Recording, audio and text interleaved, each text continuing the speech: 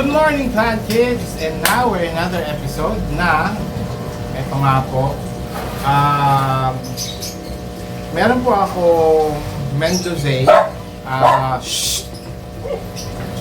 meron po akong Mendoza tray pot na matagal na ito. Ngayon, nailagay ko to sa taas, nung pinakataas na shelf nung aking CNS garden.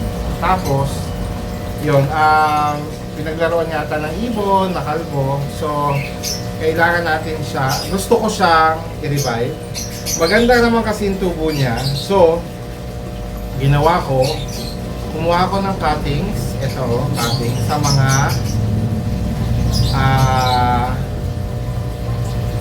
mga existing ko na Mendoza pots dun sa taas. Yan, marami-rami na sila.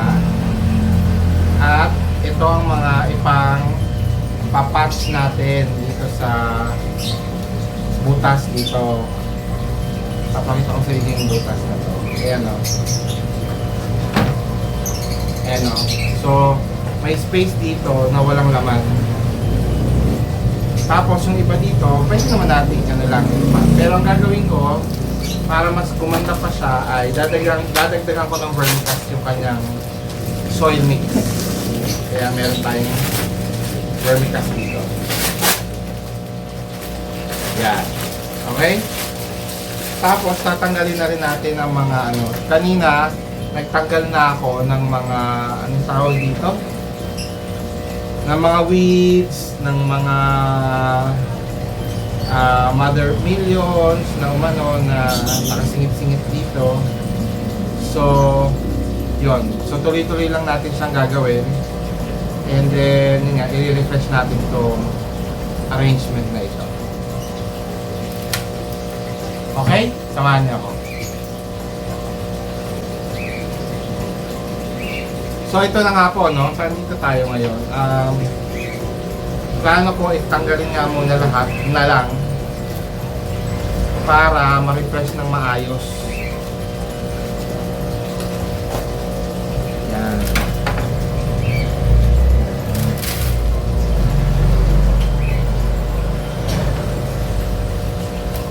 Pero gagandahan natin para lahat ng ugat niya at mga growth niya puro nakalubog.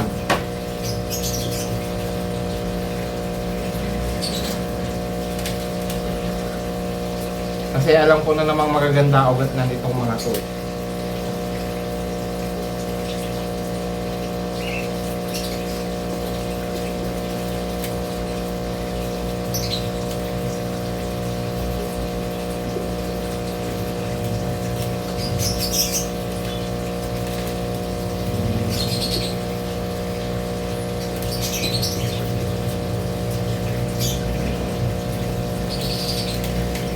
Tapos yun nga, lilinisin na natin yung aalisin na natin yung iba pang weeds na makikita natin.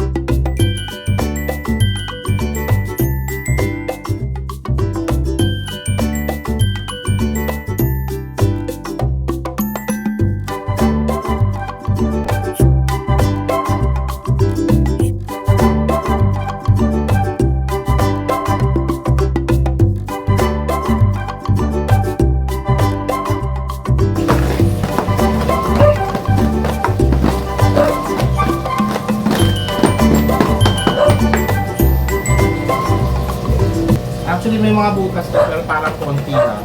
Eh, hindi ko na dinagdagan din kasi buhay naman eh, yung halaman natin. So, isa sa pinaka-favorite ko talagang mga halaman or succulent itong Mendozae kasi napakadaling alagaan, napakadaling paraminin.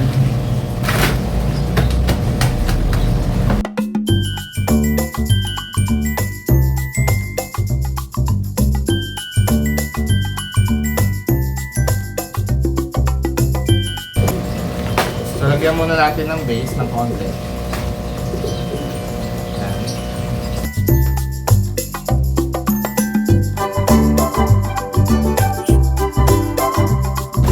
Since nakaano na tayo, establish na tayo ng base, babalik na natin isa-isa itong mga patches nitong Mendozae na buhay na.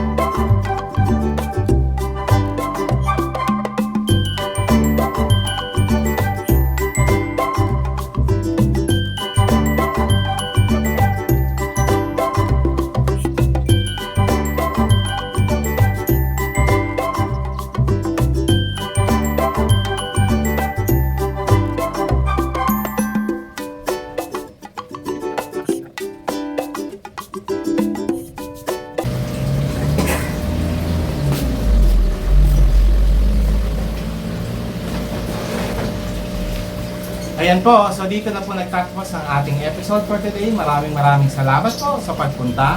I hope na yung mga bago na hindi pa nakakapag-propagate ng Mendozae ay nakakuha ng tip.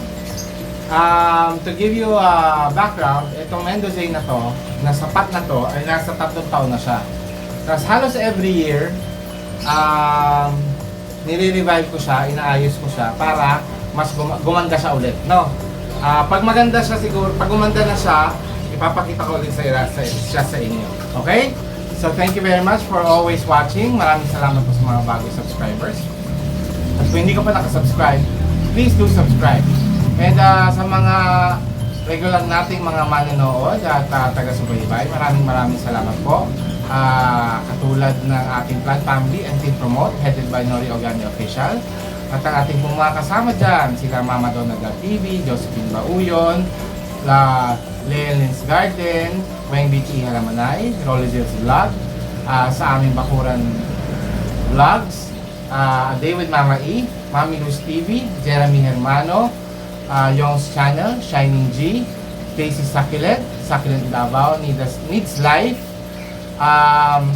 at sa ating po mga regular na manonood tuwing may premiere tayo, nandiyan po sila Fort Christy Vlogs, Chumasinas, and Primitive Balsor. Okay? So thank you very much for watching again. This is Plant Tatay Barrio, Pantipolo saying bye, Plant Kids!